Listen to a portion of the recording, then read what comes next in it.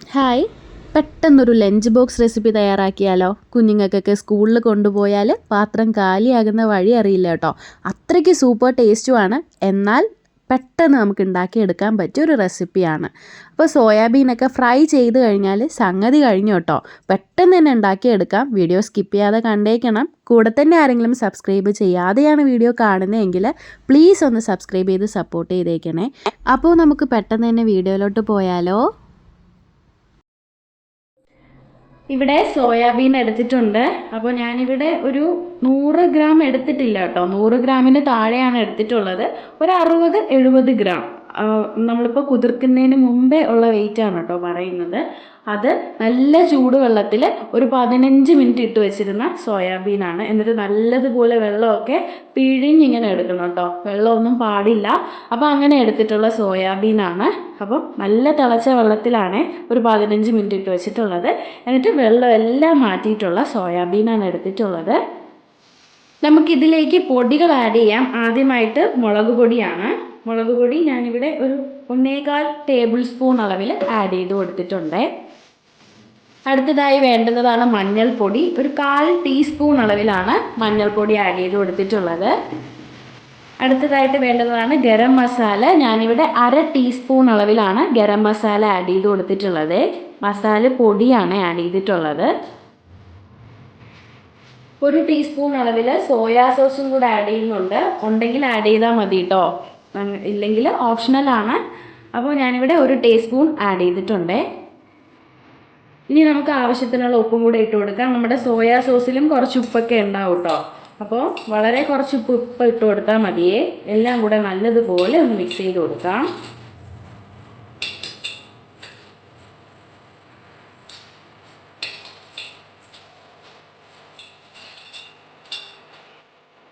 പൊടി ഐറ്റംസ് എല്ലാം തന്നെ നമ്മുടെ സോയാബീനിൽ നല്ലതുപോലെ മിക്സാക്കി എടുത്തിട്ടുണ്ട്.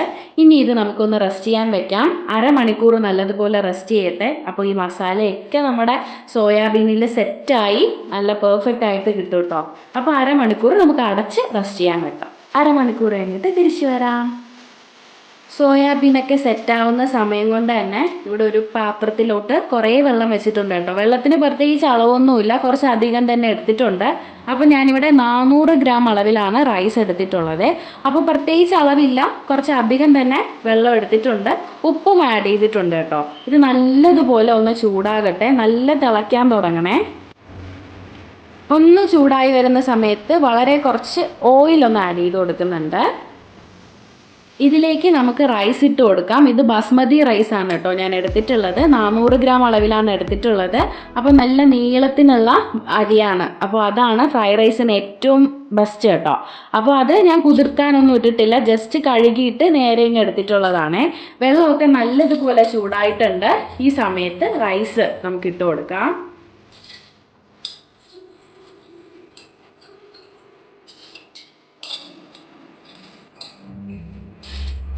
റൈസ് എല്ലാം തന്നെ ഇട്ട് കൊടുത്തിട്ടുണ്ട്. ഇനി ഇത് നല്ലതുപോലെ തിളയ്ക്കണം കേട്ടോ. തിളച്ച് നമ്മുടെ റൈസൊക്കെ വെന്ത് വരണം. എന്നാൽ ഒത്തിരി അങ്ങ് വെന്ത് പോകരുത്. ഒരു 80% ആണ് വേവിച്ചെടുക്കേണ്ടത്. അപ്പോൾ നമ്മൾ ദൂരെ ഒന്നും പോകരുത്. നമ്മൾ പെട്ടെന്ന് തന്നെ റൈസ് വെന്ത് കിട്ടിക്കോളും. അപ്പോൾ ഒരു 80% നമ്മൾ സ്പൂൺ വെച്ചിട്ടൊന്ന് ടെസ്റ്റ് ചെയ്താൽ മതിയാവും. ഒരു 80% ആണ് നമുക്ക് വേവിച്ചെടുക്കേണ്ടത്. അപ്പോൾ നമുക്ക് വേവിച്ചെടുക്കാം. അരമണിക്കൂറായിട്ടുണ്ട്. നമ്മുടെ സോയാബീനൊക്കെ നല്ലതുപോലെ സെറ്റായിട്ടുണ്ട് കേട്ടോ. ഇനി നമുക്ക് ഈ സോയാബീൻസൊക്കെ ഒന്ന് ഫ്രൈ ചെയ്തെടുത്താലോ? അപ്പോൾ അതിലേക്കായിട്ട് പാനിൽ വെളിച്ചെണ്ണയാണ് കേട്ടോ ആഡ് ചെയ്തിട്ടുള്ളത്. അതിലോട്ട് നമ്മളിവിടെ സെറ്റാക്കി വെച്ചിട്ടുള്ള ആ സോയാബീൻസ് എല്ലാം തന്നെ ആഡ് ചെയ്ത് കൊടുക്കുവാണേ. അപ്പോൾ ഞാനിത് ഒറ്റ സ്റ്റെപ്പ് ഇട്ട് തന്നെയാണ് ഫ്രൈ ചെയ്തെടുക്കുന്നത്. നിങ്ങൾക്ക് വേണമെങ്കിൽ ഇത് ഹാഫ് ആയിട്ട് 2 സ്റ്റെപ്പ് ഇട്ടും ഫ്രൈ ചെയ്തെടുക്കാം കേട്ടോ. പെട്ടെന്ന് ഫ്രൈ ആയി കിട്ടിക്കോളും. അപ്പോൾ ഞാൻ എല്ലാം ഒരുമിച്ച് തന്നെയാണ് ഫ്രൈ ചെയ്യാൻ ഉദ്ദേശിക്കുന്നത്.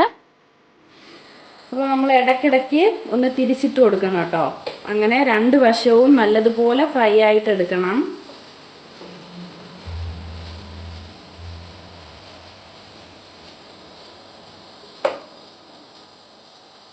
കണ്ടില്ലേ ഗായ്സ്, നല്ലതുപോലെ ഫ്രൈ ആയി വന്നിട്ടുണ്ട്. കണ്ടില്ലേ, 2 വശവും നല്ല സെറ്റായി കളറൊക്കെ മാറി വന്നിട്ടുണ്ട്. ഈ ഒരു രീതിയിലാണ് നമുക്ക് വേണ്ടുന്നത് കേട്ടോ. അപ്പോൾ ഞാനിപ്പോൾ ഫ്ലെയിം ഓഫ് ചെയ്ത് കൊടുക്കുവാണ്.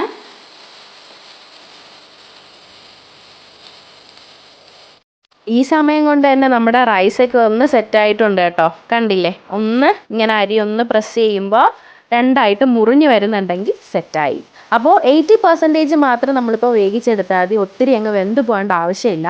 നമ്മളിപ്പോൾ കുക്കറിലൊക്കെ ചെയ്തെടുക്കുകയാണെങ്കിൽ വെന്ത് പോവും. അതുകൊണ്ടാണ് ഇങ്ങനെ ഒത്തിരി വെള്ളം വെച്ചിട്ട് എടുക്കുന്നത് കേട്ടോ. അപ്പോൾ റൈസൊക്കെ വെള്ളമൊക്കെ വാർത്ത് മാറ്റി വെച്ചിട്ടുണ്ട് കേട്ടോ. അത് ഒന്ന് തണുക്കാൻ വെക്കണം. ഒന്ന് ഫാനിൻ്റെ ചുവട്ടിലൊന്ന് വെച്ച് കൊടുത്താൽ മതി. അതല്ലെങ്കിൽ അത് പിന്നീട് കുറച്ചും കൂടെ വെന്ത് പോകാനുള്ള സാധ്യതയുണ്ട്. അതുകൊണ്ടാണ് നമ്മളിപ്പോൾ ഫാനിൻ്റെ ചുവട്ടിൽ വെച്ചിട്ടുള്ളത്. അപ്പോൾ നല്ലതുപോലെ വെള്ളമൊക്കെ വാർത്തിട്ട് കുറച്ചൊന്ന് തണുക്കാനായിട്ട് വെച്ചു. ആ സമയം കൊണ്ട് തന്നെ നമുക്ക് ബാക്കി പ്രോസസ്സ് ചെയ്തെടുക്കാം. പാൻ എടുത്തിട്ടുണ്ട്, അതിലോട്ട് ബട്ടറാണ് കേട്ടോ ഇട്ട് കൊടുക്കുന്നത്. ബട്ടറിൽ ഫ്രൈഡ് റൈസ് വെക്കുമ്പോൾ കുറച്ചും കൂടെ നല്ല ടേസ്റ്റാണേ. ബട്ടറൊക്കെ ഒന്ന് മെൽറ്റായി വരുമ്പോൾ സവോള ആഡ് ചെയ്യുന്നുണ്ട്.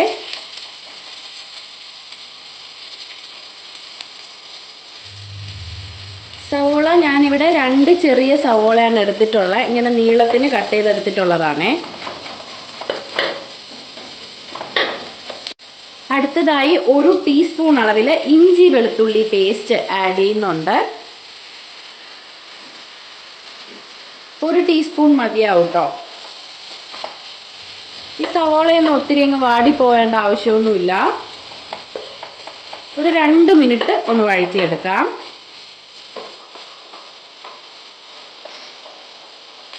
ചെറിയൊരു ക്യാരറ്റ് നീളത്തിന് കട്ട് ചെയ്തെടുത്തിട്ടുള്ളതാണ്, അത് ആഡ് ചെയ്ത് കൊടുക്കുന്നുണ്ട്.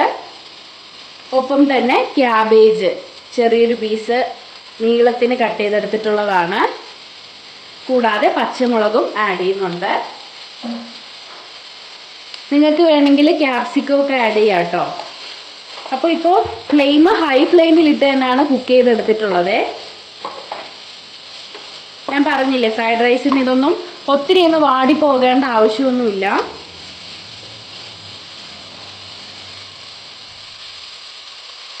ഇതിലേക്ക് നമുക്ക് ആവശ്യത്തിനുള്ള ഉപ്പിട്ട് കൊടുക്കാം. കൂടെ തന്നെ പ്രധാനമായിട്ട് ഇതിൽ വേണ്ടുന്നതാണ് സോയാ സോസ്. 1 ടീസ്പൂൺ അളവിലാണ് ആഡ് ചെയ്തിട്ടുള്ളത്. 1 ടീസ്പൂൺ അളവിൽ മതിയാവും. നല്ലതുപോലെ മിക്സ് ചെയ്ത് യോജിപ്പിച്ച് കൊടുക്കാം.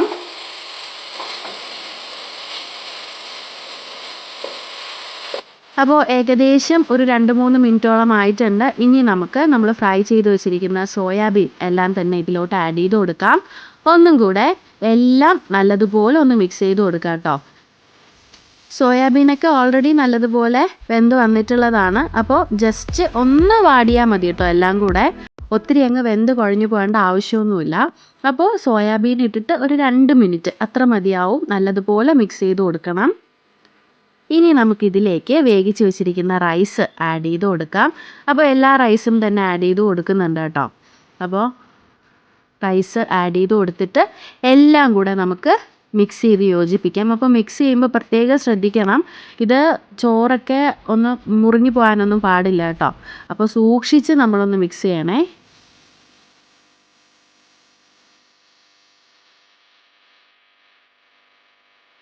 സാധനം സെറ്റായിട്ടുണ്ട് കേട്ടോ. എത്ര പെട്ടെന്നല്ലേ നമ്മൾ ഉണ്ടാക്കിയെടുത്തത്. വളരെ പെട്ടെന്ന് സോയാബീനൊക്കെ ഒന്ന് ഫ്രൈ ചെയ്തെടുത്താൽ പിന്നെ സംഗതി ഉഷാറായിട്ട് പെട്ടെന്ന് തന്നെ ഫിനിഷ് ആവും അല്ലേ. അപ്പോൾ സൂപ്പർ ടേസ്റ്റാണ്. നമുക്ക് ലഞ്ച് ബോക്സ് റെസിപ്പി ആയിട്ടൊക്കെ യൂസ് ചെയ്യാം കേട്ടോ. രാവിലെ സമയമില്ലാതിരിക്കുമ്പോൾ നമ്മൾ ഓഫീസിലൊക്കെ പോകണമെങ്കിൽ പെട്ടെന്ന് ഉണ്ടാക്കിയെടുക്കാൻ പറ്റിയ ഒരു റെസിപ്പിയാണ്. അതുപോലെ കുഞ്ഞുങ്ങൾക്കൊക്കെ കൊടുത്തു വിട്ടാൽ പാത്രം കാലിയാകുന്ന വഴി അറിയില്ല കേട്ടോ. അത്രയ്ക്ക് സൂപ്പർ ടേസ്റ്റുമാണ്. എന്നാൽ പെട്ടെന്ന് നമുക്ക് ഉണ്ടാക്കാനും പറ്റും.